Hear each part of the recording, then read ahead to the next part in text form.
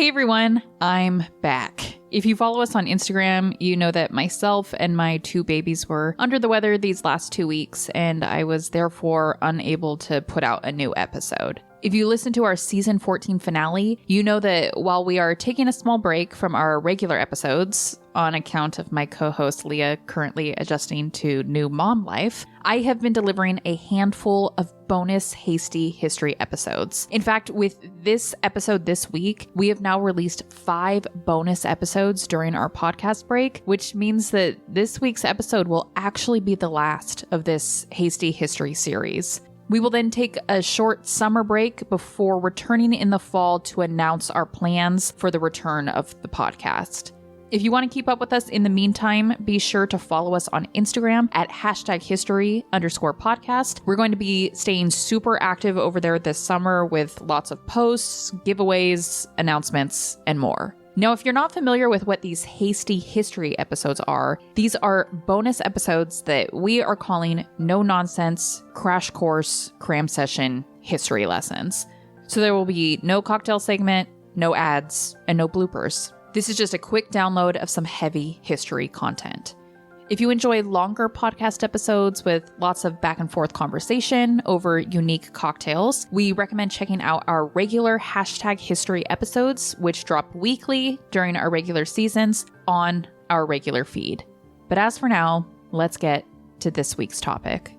This week, we will be discussing something that I don't think many people know about. In fact, I did some digging for other podcasts that covered this topic and only found one. Shout out to the Atomi podcast.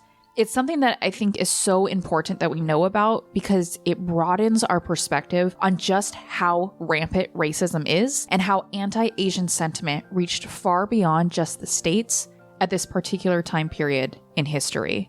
This week, we will be discussing the Torreon Massacre. This was a massacre that took place in May of 1911 in the Mexican city of Torreon, Coahuila, in which roughly 300 Chinese immigrants were murdered by members of the Mexican Revolution. This was nearly half of the Chinese population in Torreon at this time.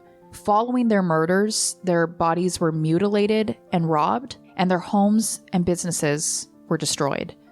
A later investigation found that this massacre was the result of, you guessed it, racism. Mexico would not issue an official apology for the massacre until 2021, 110 years after the tragedy. This incident in history has been kept hidden, with no statues or monuments marking the disaster. In fact, when a statue was erected to memorialize the victims, it was vandalized and removed.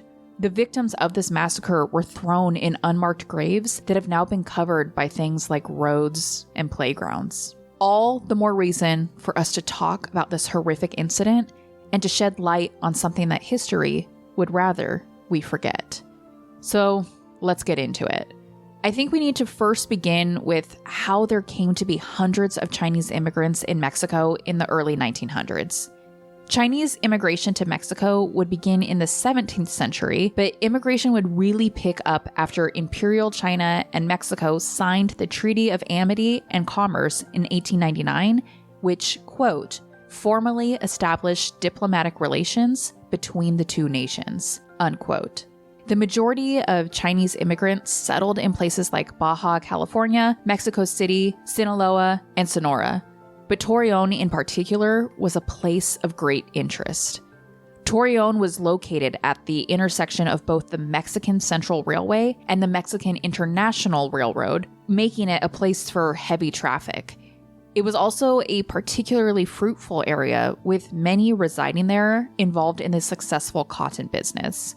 This area was so popular to immigrants that by roughly 1900, 500 of Torreon's 14,000 residents were Chinese, making them the largest group of immigrants in the city. This number would grow to 600 just a few years later as a result of the booming Chinese businesses in the area. See, in 1906, Kong Yuwei traveled to Torreon where he would purchase a few blocks of real estate, turning a huge profit and also establishing a Chinese bank in the city.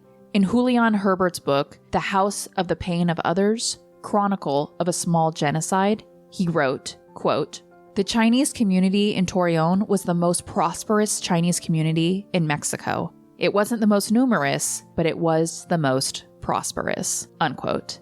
And the local Mexicans did not like this. They felt their land and their jobs were being taken from them by the growing Chinese population. The local Mexican Chamber of Commerce stated, quote, "We cannot compete against the foreigners in commercial ventures. The sad and lamentable fact is that the prostration of our national commerce has created a situation in which Mexicans are replaced by foreign individuals and companies which monopolize our commerce and behave in the manner of conquerors in a conquered land," unquote.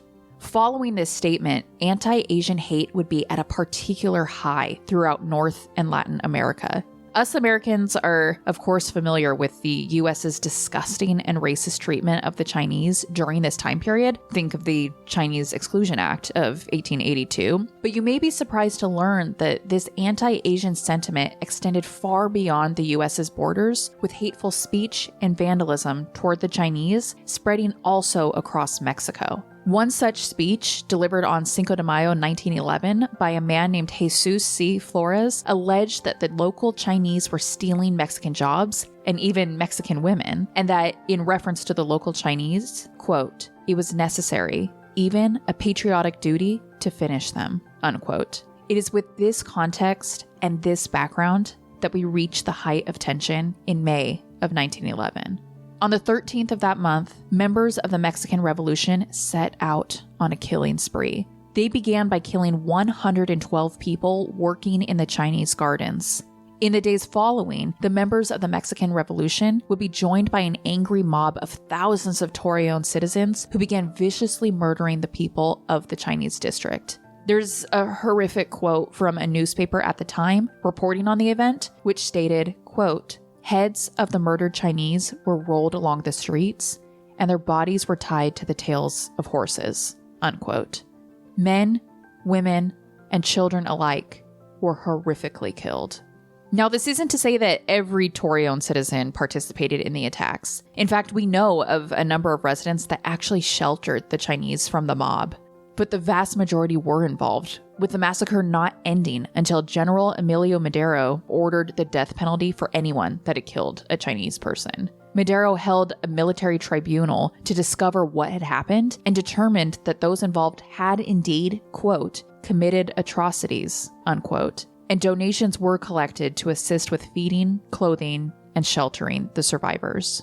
By the end of this horrendous massacre, more than 300 Asians had been killed, nearly half of the Chinese population in Torreon. The property damage to the Chinese businesses of the area, the bank, restaurants, farms, and food stands, equated to, in today's money, the equivalent of more than $32 million. Nearly 100 Chinese residences and businesses would be entirely destroyed in the aftermath.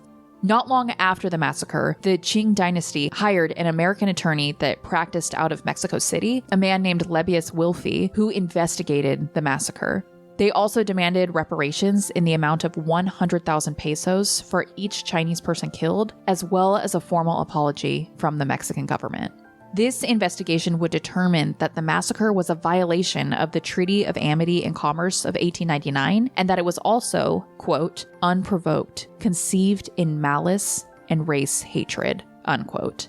It wouldn't be until the following year that, I guess you could call it an attempt at resolution, would be made, though obviously no true resolution could ever resolve the loss of so many lives taken so heinously. In 1912, Mexico and the Republic of China came to an agreement in which 3,100,000 pesos as reparations were promised. These reparations, however, would never be made.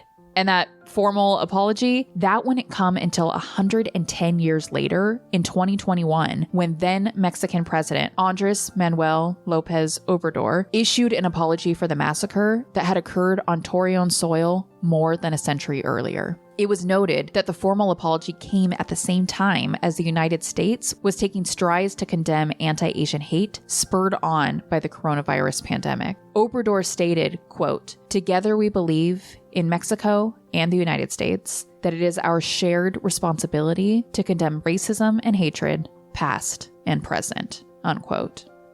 Thank you all, as always, for listening to another episode of Hasty History. Like I mentioned at the beginning, we encourage you to check out some of our full-length episodes of #History, which we drop weekly during our regular seasons. I want to give a huge thank you to my husband, who has been so supportive this whole Hasty History series and has graciously edited every one of these episodes. If you have suggestions for more hasty history topics, please send them our way at #history1865@gmail.com or on our website at #history-pod.com. We want to tailor these hasty history episodes to you, so be sure to drop us a line on any topic you love or want to learn more about. Make sure also to follow us on Instagram at #history_podcast, where we post lots of extras, including behind the scenes of recordings, drink recipes, and so much more. You can also check us out online at #history-pod.com for all sources used to put together this episode. Thank you all so much. Stay safe out there, and we will catch you next time.